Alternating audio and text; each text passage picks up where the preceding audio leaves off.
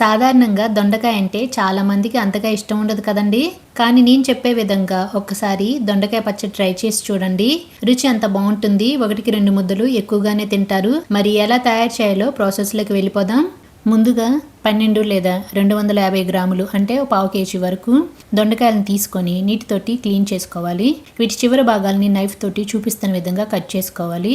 ఇప్పుడు దొండకాయలన్నింటినీ చిన్న చిన్న ముక్కలుగా కట్ చేసుకొని పక్కన పెట్టుకోవాలి. స్టవ్ వెలిగించుకొని పాన్ పెట్టుకొని దాంట్లోకి 2 టేబుల్ స్పూన్ల వరకు ఆయిల్ వేసి ఆయిల్ వేడెక్కిన తర్వాత మనం కట్ చేసి పెట్టుకున్న దొండకాయ ముక్కలను వేసుకొని ఫ్లేమ్ని లో టు మీడియంలోకి అడ్జస్ట్ చేసుకుంటూ 5 నిమిషాల పాటు ఫ్రై చేసుకోవాలి. ఇలా వేగితే సరిపోతుందండి.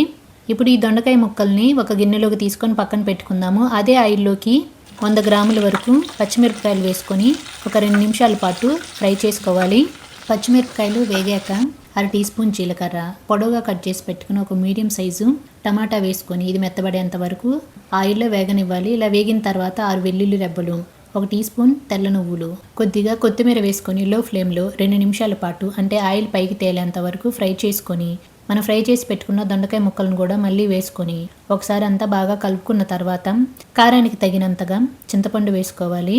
చిన్న నిమ్మకాయ అంత సైజు చింతపండుని క్లీన్ చేసుకొని వేసుకొని 1 నిమిషం పాటు ఈ దొండకాయ ముక్కల్లో కలిసిపోయే విధంగా ఫ్రై చేసుకొని స్టవ్ ఆఫ్ చేసుకొని కంప్లీట్గా చల్లారనివ్వాలి. ఇలా కంప్లీట్గా చల్లారిన తర్వాత ఒక మిక్సీ జార్లోకి వేసుకొని రుచికి సరిపడినంత ఉప్పు వేసుకొని బరకగా మిక్సీ పట్టుకోవాలి.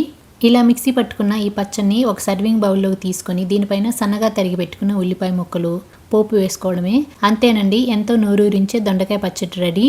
వేడి అన్నంలో నెయ్యి వేసుకొని ఈ పచ్చడి కలిపి తింటే రుచి అదిరిపోతుంది. మీరు కూడా ట్రై చేసి ఎలా వచ్చిందో కామెంట్లో చెప్పండి. మరిన్ని ఇలాంటి సింపుల్ అండ్ టేస్టీ రెసిపీస్ కోసం నా ఛానల్ని సబ్స్క్రైబ్ చేసుకోవడం మాత్రం మర్చిపోవద్దు. Thank you.